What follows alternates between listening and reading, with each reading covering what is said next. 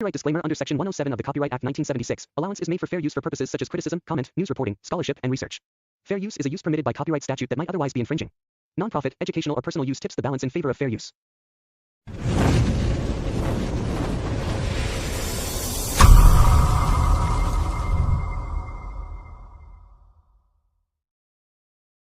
ये कहानी है एक ई रैंक हंटर संग जिन वू की, जिसे दुनिया का सबसे कमजोर हंटर कहा जाता है और सभी लोग उसका मजाक उड़ाते हैं। पर वो उनकी बातों पर ध्यान नहीं देता क्योंकि अपने पिता की मौत के बाद वो अकेला ही घर में कमाता है। उससे अपनी माँ के इलाज के लिए पैसे चाहिए जो कि कोमा में है और अपनी बहन को पढ़ाने की जिम्मेदारी भी उसी के ऊपर है। इसलिए सबसे कमजोर होने के बावजूद भी वो रोज अपनी जिंदगी खतरे में डालता है ताकि वो थोड़े बहुत पैसे कमा सके। पर एक दिन जब डंजन में सभी लोग उसे मरने के लिए छोड़कर चले जाते हैं, उसकी सेकंड अवेकनिंग होती है और वो दुनिया का अकेला हंटर बन जाता है जो कि अपने रैंक को लेवल अप कर सकता है। कहानी की शुरुआत में हमें 3 साल पहले का सीन दिखाया जाता है जहां एक आइलैंड पर कई सारे मॉन्स्टर्स से हंटर्स लड़ रहे हैं, लेकिन वो एंट मॉन्स्टर्स बहुत ज्यादा स्ट्रॉन्ग हैं, तो उन पर हंटर्स के हमले का कोई असर नहीं होता और वो आसानी से उन सभी को हरा देते हैं और कईयों को बुरी तरह से घायल कर देते हैं। एक बंदा वहां मरने ही वाला था, तभी वहां पर एक हीलिंग हंटर पहुंच जाता है और वो उसे बचाकर उसके जख्मों को तुरंत ही हील भी कर देता है। लेकिन तभी वहां कुछ और मॉन्स्टर्स आ जाते हैं और हीलर पर अटैक करने लगते हैं, लेकिन तभी वहां पर उसके कुछ और साथी पहुंच जाते हैं और क्योंकि ये तीनों ही एस रैंक हंटर्स थे,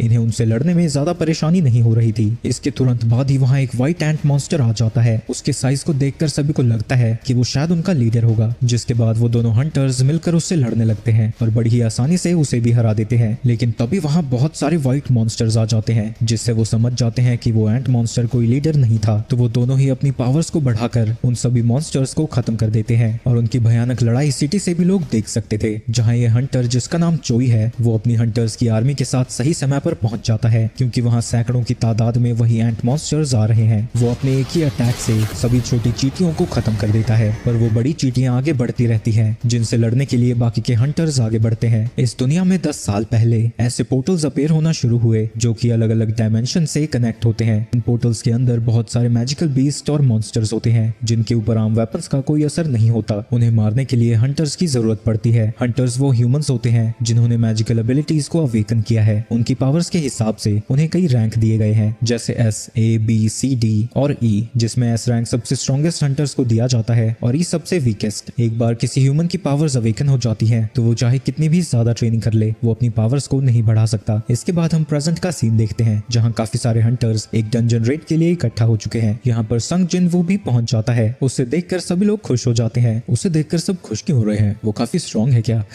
स्ट्रॉन्ग? तुम जानते हो उसका निकनेम क्या है? World weakest Hunter. उसके आने का मतलब ये है कि ये डंजन काफी कमजोर होने वाला है, तो किसी को कोई फिक्र करने की कोई जरूरत नहीं है। चलो ज्यादा नहीं बोलते हैं, कहीं वो सुन ना ले। गधों, मैं तुम्हारी सारी बातें सुन रहा हूँ, इतना चिल्ला चिल्ला के बोल रहे हो तुम लोग। तभी वहां पर जूही पहुंच जाती है जो उसकी चोट के लिए उसे डांट लगाने लगती है। उसके पूछने पर जिनवू बताता है, मैं असल में एक ई रैंक डंजन में घायल हुआ था। मेरे अलावा बाकी किसी को तो एक खरोंच भी नहीं आई। वहाँ कोई हीलर भी नहीं लेके गया था क्योंकि उनके पास एक हाई रैंकर था। एक हाई रैंकर होने का मतलब ये तो नहीं कि वो हीलर नहीं लेके जाएंगे। नहीं, कोई बात नहीं, ऐसा इसलिए हुआ था क्योंकि मैं कमजोर हूँ। अब तो मुझे इसकी आदत हो गई है। ये सुन के जूही कुछ नहीं बोल पाती। आगे सभी लोग रेड पर जाने के लिए तैयार हो जाते हैं, जिनके सामने एक हंटर खड़ा होता है जिसका नाम मिस्टर सॉन्ग है। वो कहता है कि वो इस पार्टी का लीडर बनना चाहता है। किसी को कोई तकलीफ तो नहीं है, पर क्योंकि वो सबसे स्ट्रॉन्ग था, सब उसके लीडर बनने के लिए मान जाते हैं। इसके बाद सभी लोग डंजन के अंदर एक एक करके चले जाते हैं, पर जिन बाहर खड़ा होकर सोच रहा था, ये छोटी सी नाइफ जिसकी मैजिकल एनर्जी भी बहुत कम है, पर मैं अपनी इनकम से ये ही अफोर्ड कर सकता हूँ। चलो, कुछ ना होने से तो कुछ होना बेहतर है। और वो भी पोर्टल के अंदर चला जाता है। कुछ देर बाद वो एक मॉन्स्टर को हरा देता है, जिससे उसे एक माना क्रिस्टल मिलता है। मॉन्स्टर्स को मारने के बाद उनसे माना क्रिस्टल्स और जेम्स गिरते हैं, जिन्हें वो हंटर्स गिल्ड को देकर काफी सारे पैसे कमाते हैं। इन क्रिस्टल्स का यूज करके वेपन्स और मैजिकल आइटम्स बनते हैं जो कि ताकतवर मॉन्स्टर्स को हराने में काम आते हैं। मॉन्स्टर जितना ज्यादा स्ट्रॉन्ग होता है, उसकी गिराई हुई मैजिकल आइटम्स उतनी ही ज्यादा कीमती होती है। तभी एक गॉब्लिन जिन के ऊपर हमला कर देता है, जिसे वो ब्लॉक तो कर देता है, पर इससे उसकी नाइफ पर क्रैक आ जाता है। किसी तरह जिन उस गॉब्लिन के अटैक्स को डॉज करता रहता है और मौका मिलते ही उसके ऊपर हमला कर देता है, पर उस क्रैक की वजह से उसकी नाइफ टूट जाती है और वो मॉन्स्टर उसे बुरी तरह से घायल कर देता है। पर इससे पहले कि वो परलोक सिधार जाता, वही थुलथुला हंटर आकर उसे बचा लेता है और जूही से कहता है कि वो जिनवू को जल्दी से हील करे। जूही उसे हील करने लगती है और जिन देखता है कि बाकी सभी हंटर्स मॉन्स्टर से लड़ रहे हैं और कुछ समय में ही वो सभी मिलके उस डंजन के बॉस को हरा देते हैं। ये सब देखकर वो उदास हो जाता है। सब कुछ खत्म हो गया, मैं सिर्फ एक ई रैंक क्रिस्टल ही ले पाया। मैंने अपनी जिंदगी खतरे में सिर्फ इसके लिए डाली थी। तभी एक बंदा सभी हंटर्स को आवाज लगाता है और उन्हें बताता है कि यहाँ एक केव है। ये देखकर उन्हें लगने लगता है कि ये शायद एक डबल डंजन है, क्योंकि बॉस को हराने के बाद भी ये डंजन क्लोज नहीं हो रहा। ऐसी सिचुएशन में प्रोटोकॉल है कि हम इसे हंटर एसोसिएशन को रिपोर्ट करें और उनकी इंस्ट्रक्शंस का वेट करें, लेकिन फिर सारी लूट भी उन्हें ही मिल जाएगी। ये तो एक टी रैंक डंजन है, इसमें भला डरने की क्या जरूरत। फिर भी ये काफी खतरनाक हो सकता है, तो हम सब वोट करेंगे। वोट में 6 लोग जाने को तैयार थे और 6 लोग नहीं, पर अभी तक जिन ने वोट नहीं किया था। जिन, अब सब कुछ तुम पर है। क्या मुझे जाना चाहिए? मुझे पता है कि एक टी रैंक डंजन मेरे लिए कितना खतरनाक हो सकता है, पर मुझे पैसों की बहुत ज्यादा जरूरत है। मेरे पिता के मरने के बाद घर में सिर्फ मैं ही कमाने वाला बचा हूँ। मुझे मेरी माँ के इलाज के लिए भी पैसे चाहिए और छोटी बहन की पढ़ाई के लिए भी मुझे जाना ही होगा। हाँ, मैं भी डंजन में जाना चाहता हूँ। इसके बाद हम एक फैसिलिटी को देखते हैं जहाँ ह्यूमंस जिन्होंने अभी अभी अपनी पावर्स अवेकन की है वो अपनी एबिलिटीज को चेक करा रहे हैं, और उस फैसिलिटी के बाहर ही कई गिल्ड के लोग उन्हें रिक्रूट करने की कोशिश करते हैं। उनमें से ऐसा ही एक बंदा किसी को फोन लगाता है। एक बी रैंक हंटर और 2 सी रैंक हंटर्स हमारे साथ ज्वाइन करने के लिए मान गए हैं। जिसे उसने फोन लगाया था वो मिस्टर चोई है। जेंडर और एज को दरकिनार करके उन सभी को इंट्रोड्यूस करो जिनमें टैलेंट है। यस सर, और आप तो जानते हैं कि कोई भी हमारी चाइन से ज्यादा टैलेंटेड नहीं होने वाला। इसके बाद हम मोहाली का सीन देखते हैं जहाँ कुछ चोर एक लड़की का पर्स छीन कर भाग रहे थे, लेकिन तभी उनके सामने चा पहुंच जाती है। वो आसानी से उन चोरों से उस लड़की का पर्स छीन लेती है, लेकिन जब वो पर्स वापस कर रही थी सभी लोग उसका चेहरा पहचान जाते हैं और उसे चारों तरफ से घेर लेते हैं। भीड़ को देखकर वो बेचारी नर्वस हो जाती है और छलांग लगाकर वहां से भागने लगती है। दूसरी तरफ डंजन में सभी लोग केव के अंदर जा रहे हैं। सॉरी जूही, मेरे वोट की वजह से तुम्हें भी अंदर आना पड़ा। क्या तुम ठीक हो? ठीक? मैं कैसे ठीक हो सकती हूँ? अगर उसका हमला थोड़ा सा भी ऊपर होता तो तुम मारे जा चुके होते। तुम्हें पता भी है मैंने कितनी मुश्किल से तुम्हें हील किया है। उसकी डांट सुन के वो समझ जाता है कि वो उस बी रैंक हीलर की वजह से ही अभी तक जिंदा है, और वो फिर से माफी मांगता है। अगर तुम माफी मांगना चाहते हो तो मुझे कभी खाने पर लेके जाना। इधर तो इस नल्ले की भी गर्लफ्रेंड बनने को तैयार है कोई, हद है यार। तभी वो सभी लोग एक बड़े से दरवाजे के सामने पहुंच जाते हैं। इतना बड़ा सा दरवाजा मिलना कोई आम बात नहीं है, लेकिन किम कहता है कि अगर वो यहाँ तक आ गए हैं तो वो खाली हाथ नहीं जाने वाले। वहीं दूसरी तरफ सिटी में जो लोग नए नए हंटर्स बने हैं उन्हें हंटर्स एसोसिएशन के प्रेसिडेंट की वीडियो दिखाई जा रही है। ये पोर्टल्स इस दुनिया में 10 साल से भी पहले आई थी, लेकिन अभी भी कई सारी मिस्ट्रीज हैं जो कि हम नहीं जानते। और अगर आप एक हंटर की तरह सर्वाइव करना चाहते हैं तो आपका हर वक्त सावधान रहना बहुत जरूरी है। चाहे आप कितने भी एक्सपीरियंस्ड क्यों ना हो, आप एक ही तरह से सर्वाइव कर सकते हैं, और वो है हर वक्त सतर्क रहकर। लेकिन इन झोपड़पट्टी वालों को देखकर लगता है कि ये मेन चीज ही भूल गए हैं, क्योंकि वो एक ऐसे रूम में जा रहे हैं जो कि मिस्टीरियस है, खतरनाक है और कोई भी उसके बारे में कुछ नहीं जानता। अंदर जाके वो देखते हैं कि वो चारों तरफ स्टैचू से घिरे हुए हैं, जिन्हें देखकर लगता है कि वो कई सेंचुरीज पुरानी हैं, और जिन वो वहाँ के सबसे बड़े स्टैचू के सामने खड़ा था। वहीं जूही को इन सब की वजह से घबराहट होने लगती है। सभी लोग सोच में पड़ जाते हैं कि बॉस है कहाँ। वहीं सॉन्ग जमीन पर देख रहा था जो कि देखने में मैजिक सर्कल जैसा है। तभी उन सभी को एक स्टैचू के पास एक टैबलेट पर कुछ लिखा हुआ दिखता है। उसमें किसी गॉड को वर्शिप करने के लिए कमांडमेंट्स लिखी हुई हैं, जिन्हें की सॉन्ग पढ़ने लगता है। पहला, भगवान की पूजा करो। दूसरा, भगवान की प्रशंसा करो। और तीसरा, भगवान में विश्वास करो। तभी जिन्वो उससे कहती है कि उसने स्टैचू की आंखों को मूव करता हुआ देखा। वो स्टैचू हमें देख रहा था। जो भी इन बातों को ओबे नहीं करेगा वो इस जगह से कभी बाहर नहीं जा पाएगा। वो जैसे ही इतना पढ़ता है, जिस दरवाजे से वो आए थे वो दरवाजा अचानक से बंद हो जाता है। ये देखकर सभी लोग डर जाते हैं और एक हंटर कहने लगता है कि यही वजह थी कि मैं यहाँ आना नहीं चाहता था। ये सारे ट्रेजर तुम ही रखो, मैं जा रहा हूँ यहाँ से। वो दरवाजे को धक्का दे ही रहा था, तभी एक स्टैचू उसके ऊपर हमला कर देता है और हम देखते हैं कि उसका सर उसके धड़ से अलग हो चुका था। ये देखकर वहाँ मौजूद सभी हंटर्स की फट जाती है और वो सब लोग डर के मारे चिल्लाने लगते हैं।